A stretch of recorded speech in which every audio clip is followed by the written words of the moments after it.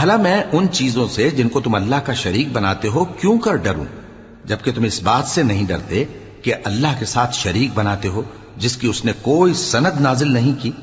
اب دونوں فریق میں سے کون سا فریق امن و بے خوفی کا زیادہ حقدار ہے؟ اگر سمجھ رکھتے ہو تو بتاؤ۔ جو لوگ ایمان لائے اور انہوں نے اپنے ایمان کو شرک کے ظلم سے ملوث نہیں کیا، ان کے لیے امن و بے خوفی ہے اور وہی ہدایت پانے والے ہیں۔ اور یہ ہماری دلیل تھی جو ہم نے ابراہیم کو ان کی قوم کے مقابلے میں عطا کی تھی۔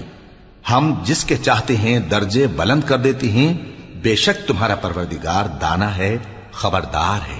اور ہم نے ان کو اسحاق اور یعقوب بخشے اور سب کو ہدایت دی، اور پہلے نوح کو بھی ہدایت دی تھی، اور ان کی اولاد میں سے داؤد اور سلیمان اور ایوب اور یوسف اور موسیٰ اور ہارون کو بھی، اور ہم نیک لوگوں کو ایسا ہی بدلہ دیا کرتے ہیں۔